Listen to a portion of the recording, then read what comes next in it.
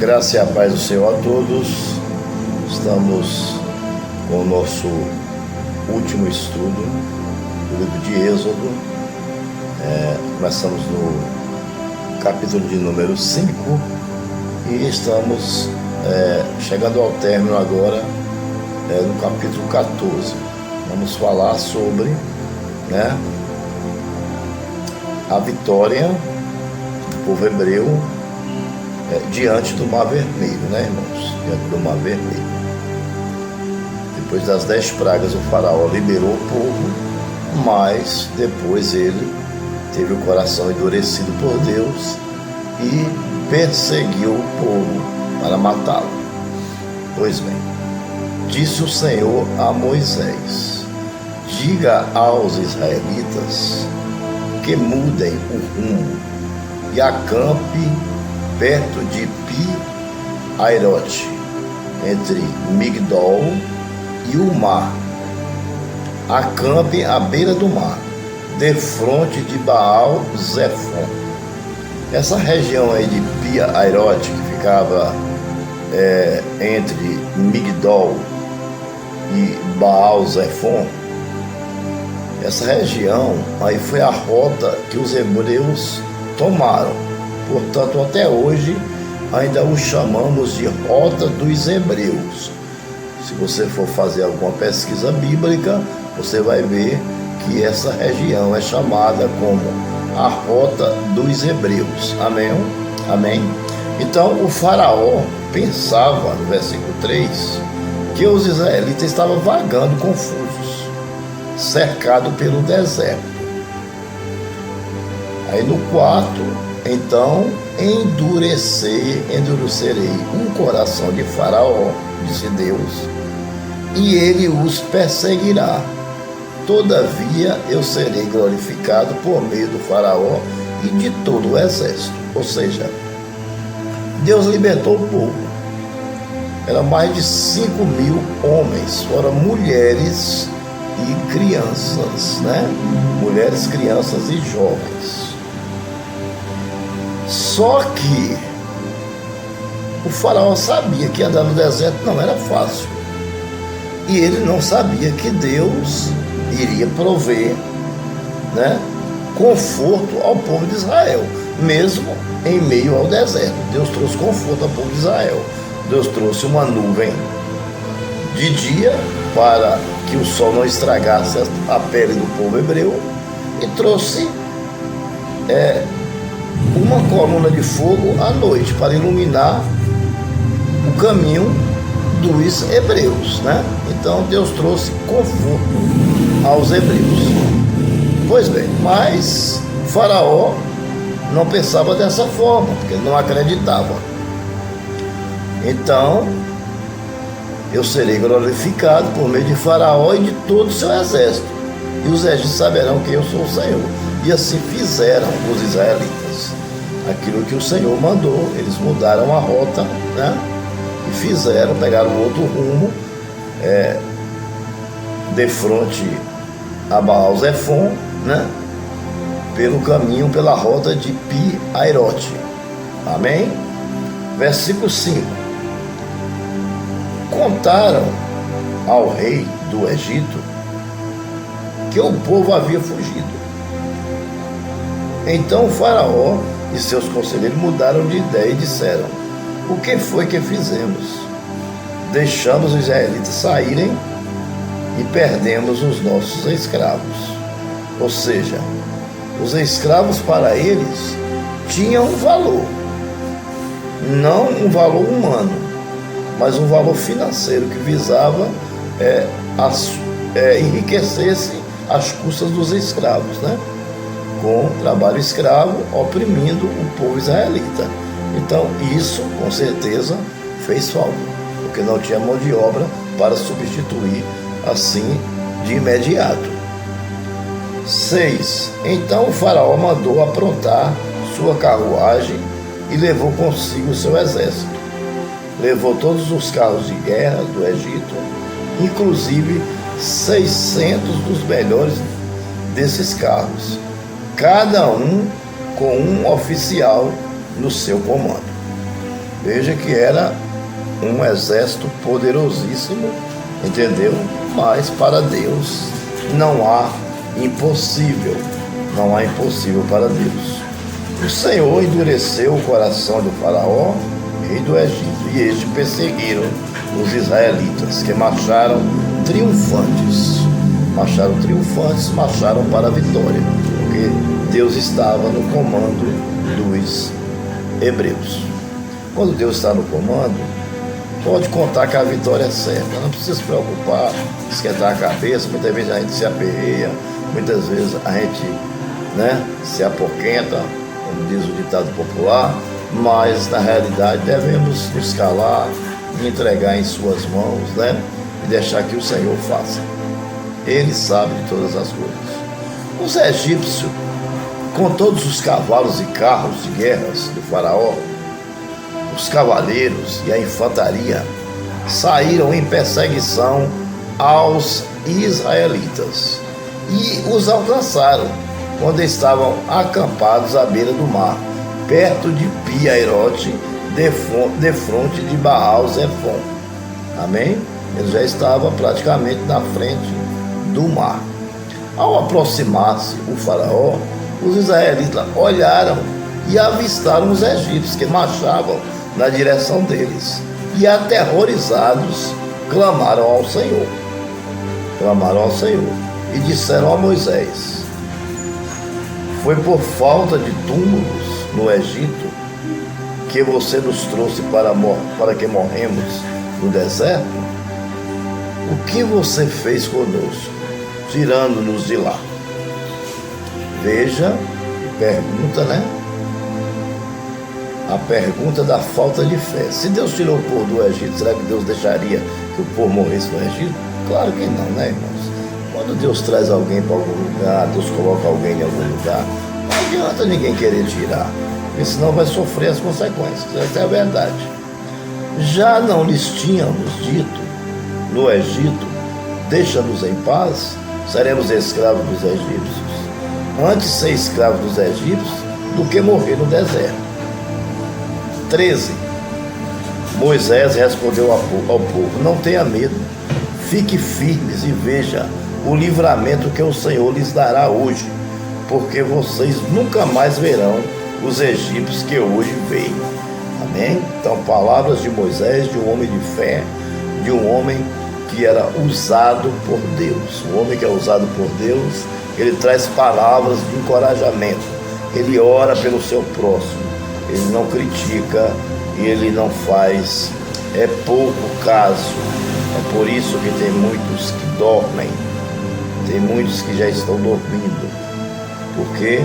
Porque falaram de homens de Deus, Então, cada um cuide da sua vida, pregue sua palavra, entregue sua vida ao Senhor, mude, se converta verdadeiramente, porque com Deus não há negócio de brincadeira. Com Deus é o seguinte: ou você fica com Deus, ou então você não fica com Deus. Você tem que saber escolher: ou Deus ou o mundo, ou o mundo ou Deus. Meio termo, Deus não aceita. Amém? Pois bem, o Senhor lutará por vocês, tão somente acalmem-se. Disse então o Senhor a Moisés: por que você está clamando a mim? Diga aos israelitas que siga avante. Em algumas versões digam aos israelitas que marchem, Que marchem. Ou seja, que siga em frente, não tenha medo. O Senhor vai dar o livramento. O Senhor tirou o povo do Egito não para morrer, porque Deus é Deus, Deus é Senhor. Erga sua vara e estenda sobre o mar, e as águas se dividirão para que os israelitas atravessem o mar em terra seca. Eu, porém, endurecerei o coração dos egípcios, e eles os perseguirão, e serei glorificado com a derrota do faraó e de todo o exército, com os seus carros de guerra e os seus cavaleiros. Então, o que o Senhor queria realmente era destruir totalmente o Egito, inclusive os carros, os cavaleiros, os cavalos e os os comandantes do rei. Ele queria destruir realmente tudo, para não sobrar nada, para não sobrar absolutamente nada, para começar do zero, porque ele queria disseminar aquela raça. Os egípcios saberão que eu sou o Senhor quando eu for glorificado com a derrota de Faraó, com seus carros de guerra e seus cavaleiros. A seguir, o anjo de Deus, que ia à frente do exército de Israel, retirou-se, colocando-se atrás deles. A coluna de nuvem também saiu da frente deles e se pôs atrás, entre os egípcios e os israelitas. A nuvem trouxe trevas para um e luz para o outro, de modo que os egípcios não podiam aproximar-se dos israelitas durante toda a noite, porque o fogo, não deixava, o fogo não deixava, sem contar que caía também fogo do céu para dar livramento ao povo e dar tempo do povo a atravessar o mar. Então Moisés estendeu a mão sobre o mar e o Senhor afastou o mar e tornou em terra seca, com um forte vento oriental que soprou toda aquela noite. As águas se dividiram e os israelitas atravessaram por meio do mar em terra seca, tendo uma parede de água à direita e outra à esquerda. Então, você passando, olhando para a parede, como se fosse um muro de água, Como se fosse um muro de água, uma parede de água. Eles passavam e olhavam para as águas. E os israelitas atravessaram, Os egípcios os perseguiram, e todos os cavalos e carros de guerra e cavaleiros de Faraó foram atrás deles, até o meio do mar. No fim da madrugada, do alto da coluna de fogo e de nuvem, o Senhor viu o exército dos egípcios e o pôs em confusão.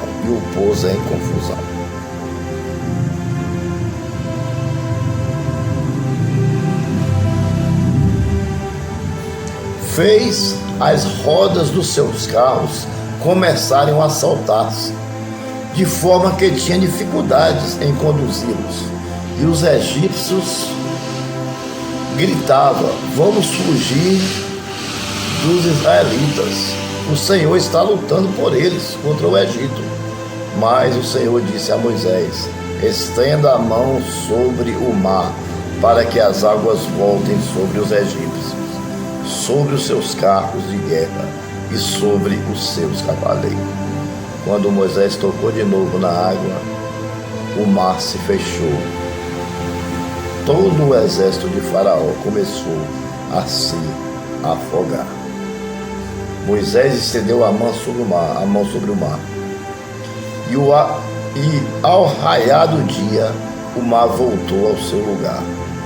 Quando os egípcios estavam fugindo, foram de encontro às águas, e o Senhor os lançou ao mar. As águas voltaram e cobriram os carros de guerras e os seus cavaleiros. Todo o exército de Faraó, que havia perseguido os israelitas mar adentro, ninguém sobreviveu. Mas os israelitas atravessaram o mar pisando em terra seca, tendo uma parede de água à direita e a outra à esquerda. Naquele dia o Senhor salvou Israel das mãos dos egípcios, e os israelitas viram os egípcios mortos na praia. Israel viu o grande poder do Senhor contra os egípcios, temeu ao Senhor e pôs nele a sua confiança, como também em Moisés, seus servos. Então, aqui o Senhor destrói todo o exército de Faraó. A Bíblia não diz se Faraó também morreu. Aqui, pelo menos aqui nessa passagem bíblica, não dá para entender se ele morreu ou não. Mas todo o exército dele morreu. todo. Todos os carros foram destruídos pela água, pela velocidade da água. Todos os cavalos morreram afogados. Todos os cavalheiros morreram afogados. E todos os comandantes de guerras morreram afogados. Por quê? Porque escravizou o povo hebreu. Porque não obedeceu quando o Senhor pediu para que libertasse o povo para dar culto no deserto. Porque humilhou-se, humilhou o povo hebreu, humilhou os filhos de Deus, humilhou os servos de Deus. Você que tem humilhado os servos do Senhor, tome muito cuidado. Nunca humilhe um servo de Deus. Nunca trate com desdém um servo de Deus. Nunca duvide do poder de Deus sobre um servo dele. Nunca julgue um servo do Senhor. Julgue as suas atitudes, mas ele nunca julgue. Porque o Senhor, Deus, ele nos ama. E ele tem um ciúme inexprimíveis por nós.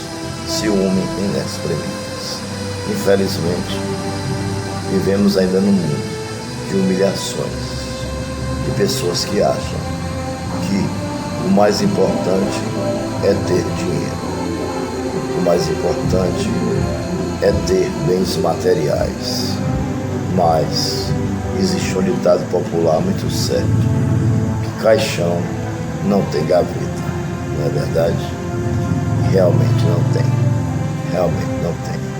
Aquilo que nós adquirimos aqui, que são bens materiais, que se foi o Senhor que nos deu, que nós possamos administrar bem, para que o dia que partir fique aí para quem Deus achar que deve dar. Amém? Mas só vale enquanto estamos aqui. Temos que saber administrar e bem. Nunca meta a mão no que é dos outros. Administre bem aquilo que não é seu. Se cair em suas mãos, administre bem aquilo que não é seu. Porque o que adianta você ganhar o mundo inteiro e perder a sua alma? O que adianta você ser um faccioso? O que adianta você viver com um arrumadinho? O que adianta você viver com mentiras para levar vantagem sobre a vida das pessoas? De nada adianta. Porque todos nós vamos dar conta daquilo que fizemos aqui na terra, diante do juízo final, diante do grande trono branco, onde até Belsazar tremerá de medo e de temor do nosso Deus, que julgará todas as nações. Todo joelho se dobrará diante de Deus. Toda boca confessará que Ele é Senhor. Portanto, muito cuidado, meu amado irmão. Muito cuidado. Que Deus nos abençoe. Inscreva-se no meu canal, deixe o seu like e ative o sininho.